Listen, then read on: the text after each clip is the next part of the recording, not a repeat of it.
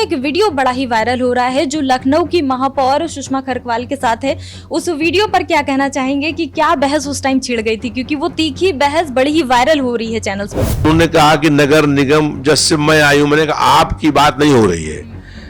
जब से आप आई है उससे पहले से कहा जा रहा है कि ये पेड़ काटा जाए और ये पेड़ नहीं काटा गया। इसकी जिम्मेदारी किसकी है? देश भर के अंदर लोग सिंदूर लेकर के महिलाओं घर पहुंच गए।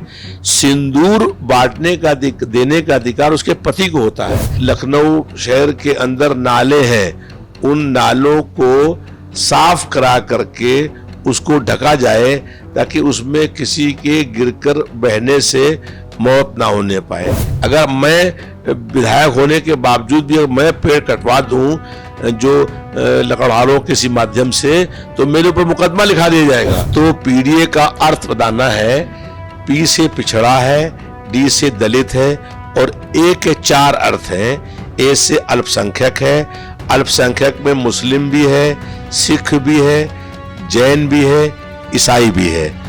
दूसरा ए का अर्थ है आधी आबादी, आधी आबादी जो महिलाओं की है। तीसरा ए का अर्थ है अगड़ी जाति के कमजोर और गरीब लोग। और चौथा ए का अर्थ है। नमस्कार, मैं हूं ज़ेबा और आप देख रहे हैं फर्क इंडिया। इस वक्त एक ऐसी शख्सियत के साथ मौजूद हैं हम, जिनको कहते हैं ना कि वो किसी परिचय के मोहताज नहीं है।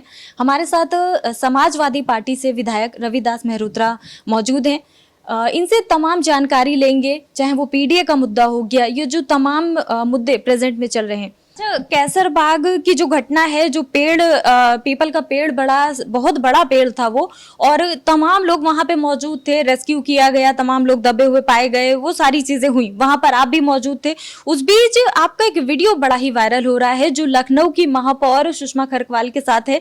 उस वीडियो पर क्या कहना चाहेंगे कि क्या बहस उस टाइम छिड़ गई थी, क्योंकि वो तीखी बहस बड़ी ही वायरल हो रही है चैनल्स पे।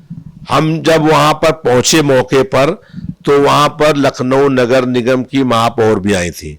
मैंने उनसे कहा कि आज जो ये बड़ा हादसा हुआ है जिसमें 2 लोगों की मौत हो गई है और 4 लोग घायल हो गए हैं, इसके लिए लखनऊ नगर निगम दोषी और जिम्मेदार है। अगर लखनऊ नगर निगम ने समय से इस पेड़ को काट दिया होता तो इतना बड़ा हादसा नहीं होता। और ऐसे और भी कई पेड़ हैं जो गिराऊ हालत में है, उसको गिराया नहीं गया तो फिर कोई बड़े हादसे होंगे। और लखनऊ नगर निगम की मेयर से मैंने यही बात कही कि इसमें जो दोषी हैं उन पर कार्रवाई करी जाए और नगर निगम पूर्ण रूप से जिम्मेदार है। दूसरी बात ये मैंने मांग करी कि जिन लोगों की मौत हुई है, जो घायल हुए हैं, उनको 1 करोड़ रुपया जिनकी मौत हुई है उनको दिया जाए और जो घायल हुए हैं उनको 50 लाख रुपया दिया जाए। तो उसमें उन्होंने क्या आपकी बात मानना एक्सेप्ट नहीं किया था? बहस किस बात की हो गई थी? ये आपने अपनी बात रखी, समझ आया हमें। उसके बाद उन्होंने अपना क्या पक्ष रखा था जो बहस चल रही थी आपकी और मेयर की? हमने उनसे कहा कि जो है नगर निगम इसकी दोषी जिम्मेदार है। तो उन्होंने कहा कि नगर निगम जब से मैं आई हूं, मैंने कहा आपकी बात नहीं हो रही है। जब से आप आई है उससे पहले से कहा जा रहा है कि ये पेड़ काटा जाए और ये पेड़ नहीं काटा गया। इसकी जिम्मेदारी किसकी है? नगर निगम को बार बार कहा गया। तो कोई भी पीपल का पेड़ कटवाना है तो ये जिम्मेदारी लखनऊ नगर निगम की है। वो पेड़ कटवाता है और उस लकड़ी को वो ले आता है और उस लकड़ी का वो इस्तेमाल करता है। अगर कोई और ये पेड़ काटे तो उसको मुकदमा लिख जाएगा। अगर मैं विधायक होने के बावजूद भी मैं पेड़ कटवा दूं जो लकड़हारों किसी माध्यम से, तो मेरे ऊपर मुकदमा लिखा दिया जाएगा कि आपने कैसे हरा पेड़ कटवा दिया। तो ये नगर निगम को दायित्व है, उनकी जिम्मेदारी है कि वो पेड़ काटा जाए। और इसके लिए मैंने उनसे कहा कि लखनऊ नगर निगम पूर्ण रूप से दोषी और जिम्मेदार है। मतलब देखिए, यहाँ पर सीधे तौर पे विधायक जी जो रविदास जी हमारे साथ मौजूद है, उनका ये कहना है कि जब मेयर से उन्होंने सवाल किया तमाम चीजों को लेकर के कि पेड़, जब इस तरह के बड़े बड़े तमाम पेड़ हैं उन पर क्यों कटान नहीं होता, अगर कोई और काट देगा तो उस पर केस हो जाता है। तो फिर इसका मतलब सीधा सीधा ये है कि नगर निगम अपना काम सही से नहीं कर रहा है। और जब मेयर से उन्होंने ये बात रखी तो उन्होंने वही बात कह दी कि हम जिम्मेदार नहीं है इससे पहले। मतलब साफ तौर पे यहाँ बात ये साफ होती है कि जो पिसती है आखिर में वो जनता, क्योंकि जान गई एक आम आदमी की। अच्छा, आगे सवाल लेते हैं। एक सवाल हम आपसे जानना चाहेंगे। स्वामी प्रसाद मौर्य ने अभी हाल ही में एक यात्रा में शामिल हुए थे। उनका ये कहना है कि जो सपा मुखिया अखिलेश यादव है वो एक कंफ्यूज्ड नेता है, उनको समझ नहीं आता है कि ये करना क्या है, और अभी भी लगता है अखिलेश यादव को कि उनकी राजनीति चल रही है, इस तरीके से बातें करते हैं। क्या कहेंगे इस पर? समाजवादी पार्टी के राष्ट्रीय अध्यक्ष माननीय अखिलेश यादव जी पूर्ण रूप से परिपक्व हैं और उन्होंने दिखा दिया 2024 के लोकसभा चुनाव में कि समाजवादी पार्टी उत्तर प्रदेश की सबसे बड़ी पार्टी बनकर के उभरी और देश की तीसरे नंबर की सबसे बड़ी पार्टी है, और वो समाजवादी पार्टी संघर्षों के कोख से पैदा हुई है। और जो सौदा मौर्य जी है ये खुद ही कंफ्यूज है, पहले बीएसपी में थे, फिर भारतीय जनता पार्टी में थे, फिर समाजवादी पार्टी में आए, फिर उन्होंने अपनी पार्टी बना ली। ये केवल कैसे सत्ता में कुर्सी मिल जाए इसके लिए काम करते हैं और खुद बहुत बड़े घोर कंफ्यूज है ये। तो इनका कोई सिद्धांत नहीं है, कोई नीति नहीं है, और समाजवादी पार्टी के नेता अखिलेश यादव जी तो बहुत दूर की बात है, उनके किसी कार्यकर्ता नेता के मुकाबला भी वो नहीं कर सकते हैं। जी अच्छा, एक अगला क्वेश्चन हम आपसे ये जानना चाहेंगे कि जिस तरीके से देखिए पीएम मोदी की मां का ये जो मामला है हाल ही में बड़ा चर्चा का विषय रहा होगा, आपने तमाम चैनल्स पर देखा होगा, चाहे वो बिहार में जो वोटर अधिकार यात्रा हो गई उस दौरान लिया गया हो, अखिलेश यादव भी वहां पर पहुंचे थे, तो इन सब में ये कहा गया पहली चीज तो ये कि अखिलेश और तेजस्वी राहुल के पीछे पीछे हैं, ऐसी तमाम बातें सामने आई। उसके बाद एआई का जो ये वीडियो है, एआई वीडियो पीएम मोदी की मां का बनाया गया जो कि बिहार कांग्रेस ने अपलोड किया, उसको कल पटना हाईकोर्ट ने आदेश दे दिया है कि उसको अब तुरंत हटाओ। तो किसी की मां को, चाहे वो पीएम की मां हो या आम जनता की किसी मां हो, किसी की मां को राजनीति के बीच में लाना कितना सही है? देखिए, प्रधानमंत्री या किसी की मां के बारे में किसी को भी कोई बात कहने का अधिकार नहीं है। हम लोग इसके किसी भी तरह से समर्थक नहीं है। दूसरी बात यह है कि जिस मंच से एक नौजवान ने प्रधानमंत्री की मां के बारे में कुछ कहा, वो भारतीय जनता पार्टी का कार्यकर्ता था पहले, और वो जो है गिरफ्तार होकर जेल चला गया। लेकिन प्रधानमंत्री जी ने भी खुद जो है कई बार कहा कि कांग्रेस की विधवा, 50 करोड़ की गर्लफ्रेंड और तमाम तरह की महिलाओं के लिए आपत्तिजनक भाषा करने का काम किया। और प्रधानमंत्री जी से पूरा देश पूछ रहा है कि आप अपनी पत्नी को अपने घर में क्यों नहीं रखते? आपकी पत्नी जो है वो आज एक छोटे से क्वार्टर में रह रही है, उनका सम्मान क्यों नहीं करते हैं? एक कवि ने कहा है कि रामचंद्र कह गए सिया से, ऐसा कलयुग आएगा अपनी पत्नी को छोड़ने वाला महिला अधिकार बताएगा। तो आज महिला अधिकार वो लोग बता रहे हैं जो अपनी पत्नी को खुद छोड़े हुए हैं, और प्रधानमंत्री आवास में उनकी अपनी पत्नी की एंट्री बैंड है। वो लोग ऐसी बात करते हैं जिन्होंने अपनी मां को जो है वो जब नोटबंदी करी तो नोटबंदी की बैंक की लाइन में लगवा दिया, वो जो है इस तरह की बात करते हैं। तो प्रधानमंत्री खुद ही जो है वो महिलाओं का अपमान करते हैं। उन्होंने कल पश्चिम बंगाल की रैली में कहा, दीदी ओ दीदी, जिस तरीके से उन्होंने पश्चिम बंगाल की मुख्यमंत्री का अपमान करने का काम किया था, तब उनको याद नहीं था कि वो भी किसी की बहन और बेटी है। उसमें भी काफी बहस हुई थी सिंदूर को लेकर। ममता बनर्जी कह रही थी कि तुम कौन होते सिंदूर बांटने वाले। अब इन्होंने कहा कि सिंदूर बांटने का अभियान चलाएंगे, और भारतीय जनता पार्टी के कई पूरे देश भर के अंदर लोग सिंदूर लेकर के महिलाओं घर पहुंच गए। सिंदूर बांटने का देने का अधिकार उसके पति को होता है, किसी और व्यक्ति को ये नहीं है कि जाकर किसी बहन या बेटी को सिंदूर भेंट करे। तो प्रधानमंत्री इतना भयंकर पूरे देश में बीजेपी के खिलाफ आक्रोश हुआ, और कई जगह पर महिलाओं ने भारतीय जनता पार्टी के नेताओं की पिटाई करी जो सिंदूर लेकर के उनके घर पे गए थे। उन औरतों ने उन भाजपा नेताओं की पिटाई करी, तब उसके बाद ये अभियान रोका गया है। तो इस तरीके से महिलाओं को देश भर के वो सिंदूर बांटने का काम कर रहे थे। तो भारतीय जनता पार्टी कहीं महिला बहन और बेटियों का सम्मान करने का काम नहीं करती है। अच्छा, एक आखिरी सवाल हम आपसे लेना चाहेंगे कि पीडीए की क्या रणनीति अभी आगे 27 चुनाव में आपके टीम की तरफ से, आपकी पार्टी की तरफ से चल रही है, क्योंकि जिस तरीके से पीडीए का नारा लगातार सपा की तरफ से दिया जा रहा है, लगातार प्रचार होता है और कहीं ना कहीं जो पीडीए के लोग हैं वो प्रताड़ित होते हैं, तमाम समस्याएं लेकर के अपनी आते हैं सपा कार्यालय पर। हमने तमाम बार इंटरव्यू उनका किया, तो इस पर क्या कहना चाहेंगे? पहले तो पीडीए का अर्थ बताना है। पी से पिछड़ा है, डी से दलित है और ए के 4 अर्थ हैं। ए से अल्पसंख्यक है, अल्पसंख्यक में मुस्लिम भी है, सिख भी है, जैन भी है, ईसाई भी है। दूसरा ए का अर्थ है आधी आबादी, आधी आबादी जो महिलाओं की है। तीसरा ए का अर्थ है अगड़ी जाति के कमजोर और गरीब लोग, और चौथा ए का अर्थ है आदिवासी। तो ये पीडीए का अर्थ है। तो हम लोग ये चाहते हैं कि पिछड़े, दलित, अल्पसंख्यक, अगड़ी जाति के गरीब कमजोर लोग, महिलाएं और जो है उनको उनका हक, अधिकार, न्याय और सम्मान मिले। पीडीए का एक और अर्थ है पी से पीड़ित, डी से दुखी, ए से अपमानित।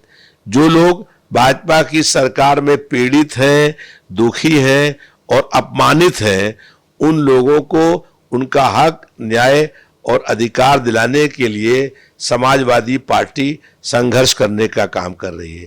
पीडीए हमारा कोई नारा नहीं है, पीडीए हमारी रणनीति है, जिसके तहत हम लोग 2027 में विधानसभा का चुनाव लड़ने जा रहे हैं और उत्तर प्रदेश में समाजवादी पार्टी की बहुत प्रचंड बहुमत से सरकार बनने जा रही है।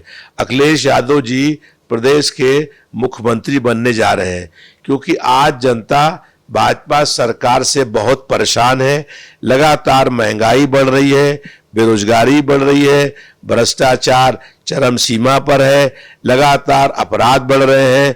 हमारी कोई बहन और बेटी आज सुरक्षित नहीं है, विकास के सारे काम ठप हैं, स्वास्थ्य सेवाएं ध्वस्त हो गई हैं, स्कूल बंद हो रहे हैं और जनता भूखमरी, गरीबी, बेरोजगारी से परेशान है और जनता में बहुत आक्रोश व्याप्त है। जनता ने 2027 में सत्ता परिवर्तन का मन बना लिया है और सत्ता परिवर्तन का शंखनाद हो गया है। 2027 में समाजवादी पार्टी की सरकार बनना तय हो गया। अच्छा, पीएम मोदी कल 75 वर्ष के हो गए हैं, उनको क्या कहना चाहेंगे? देखिए, पिछले 11 सालों से प्रधानमंत्री नरेंद्र मोदी और आरएसएस प्रमुख मोहन भागवत दोनों लोग ये कहते आए हैं कि 75 साल की उम्र जिसकी हो जाएगी वो राजनीति से रिटायर हो जाएगा, और ये कहकर भारतीय जनता पार्टी के कई लोगों को उन्होंने 75वें साल के दिन पद से हटा दिया। लेकिन जब खुद कल नरेंद्र मोदी 75 साल के हुए तो वो अभी तक पद से हटे नहीं है। मोहन भागवत भी जो आरएसएस के प्रमुख हैं 75 साल के पूरे हो गए हैं। तो भारतीय जनता पार्टी जो है वो कहती कुछ है, करती कुछ है, इनकी दोगली बातें होती हैं। नरेंद्र मोदी और मोहन भागवत के लिए 75 साल की आयु पूरा होने पर पद से हटेंगे नहीं, बाकी भारतीय जनता पार्टी के नेताओं को 75 साल पूरा होने पर पद से हटा दिया जाएगा। तो ये इनकी दोहरी जो नीति है, इस पर जनता में बहुत आक्रोश व्याप्त है। प्रधानमंत्री 75 साल के हो गए हैं, उनको राजनीति से संन्यास लेना चाहिए और अपने ही घोषणा जो उन्होंने करी थी, अपने उसको वादे को पूरा करना चाहिए। हम आपसे जानना चाहेंगे कि अभी देखिए लखनऊ में तमाम घटनाएं हो रही हैं, हम शहर पर ही आज आपसे खासकर बात करने के लिए आए हैं। लखनऊ में अभी आपने एक बड़ा मुद्दा देखा होगा कि पीपल का पेड़ गिरा था और इतना विशालकाय 150 साल पुराना वो पेड़ बताया गया, लेकिन उसकी जिम्मेदारी लेने को कोई तैयार नहीं था कि उसको वक्त रहते कटवाया जाता। उसके चलते इतनी बड़ी घटना हुई कि जब वो पेड़ गिरा तो पूरा मकान गिरा, उसके नीचे लोग दबे और उनमें से एक की तो मौत भी हो गई और कई घायल हो गए। क्या कहेंगे इस घटना पर? कैसरबाग क्षेत्र में लगभग 150 साल पुराना पीपल का पेड़ था और कई बार वहां के निवासियों ने कहा कि ये पीपल का पेड़ बहुत जर्जर और गिराऊ हालत में है, लेकिन लखनऊ नगर निगम ने कोई कार्रवाई नहीं करी और वो पीपल का पेड़ गिर गया। उसके गिरने से 2 लोगों की मौत हो गई और 4 लोग गंभीर रूप से घायल हो गए। इसमें लखनऊ नगर निगम की घोर लापरवाही थी, जिसके कारण से ये बड़ा हादसा हुआ। और कल यहाँ सदर जो है वहाँ नाला है, उस नाले में एक 7-8 साल के बच्चे के बहने से उसकी मौत हो गई। इससे पहले ठाकुरगंज में एक नौजवान की नाले के अंदर बह करके मौत हो गई। लखनऊ नगर निगम जो है वो जब कोई घटना घट जाती है उसके बाद वहां पर पहुंचता है। हम लोगों ने कई बार ये मांग करी है कि जो लखनऊ शहर के अंदर नाले हैं उन नालों को साफ करा करके उसको ढका जाए, ताकि उसमें किसी के गिरकर बहने से मौत ना होने पाए। लेकिन जब बरसात शुरू होने वाली होती है उससे पहले लखनऊ नगर निगम कोई भी नाले साफ नहीं करता है। और जब कल तेज बरसात हुई तो कम से कम 50,000 लोगों के घरों में नालों का पानी भर गया और एक बच्चा डूब करके उसमें मर गया। लखनऊ नगर निगम जो है वो पूर्ण रूप से भ्रष्टाचार का केंद्र हो गई है। केवल कागजों पर कार्रवाई होती है, जमीनी स्तर पर जनता के पैसे में लूट हो रही है और विकास के सारे काम ठप हैं। कहीं कोई ठेकेदार को पेमेंट नहीं मिल रहा है तो कोई ठेकेदार भी लखनऊ नगर निगम का काम करने को तैयार नहीं है। अच्छा, जैसे कि आपने बात करी नाले की, ये जो रामलीला के पास की ये घटना है जो अभी नाले की कल से सामने आई है। बच्चा 7 साल का बताया गया, वीर जिसका नाम था, छोटा सा बच्चा था जिसको करीब 18 घंटे रेस्क्यू करके उसका शव आज 1090 के पास से बरामद हुआ है।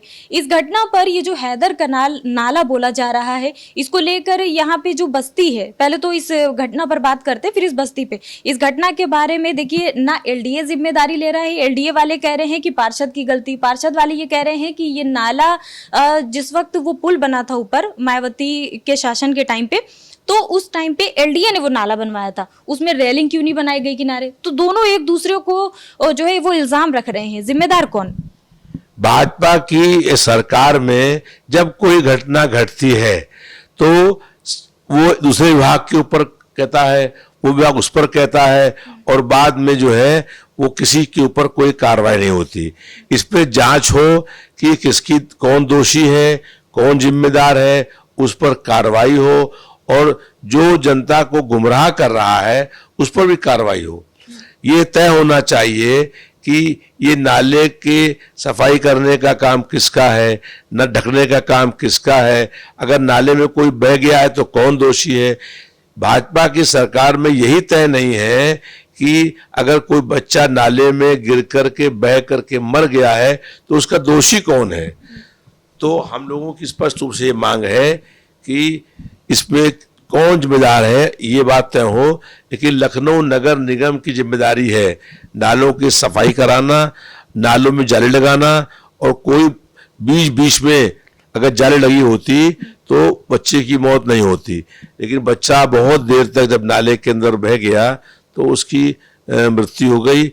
इसके लिए पूर्ण रूप से लखनऊ नगर निगम दोषी और जिम्मेदार है। तो देखा आपने कि सपा से जो विधायक हैं रविदास मेहरोत्रा जी हमारे साथ थे, तमाम सवालों के बखूबी उन्होंने जवाब दिए हैं। पीडीए का जो सही मतलब है, किस तरीके से क्या रणनीति रहेगी 27 के चुनाव में, वो भी तमाम बातें हमारे साथ शेयर करी। आगे की सभी अपडेट्स के लिए आप बने रहिए फर्क इंडिया के साथ। वीडियो जर्नलिस्ट साहिल के साथ मैं ज़ेबा अली, फर्क इंडिया, लखनऊ।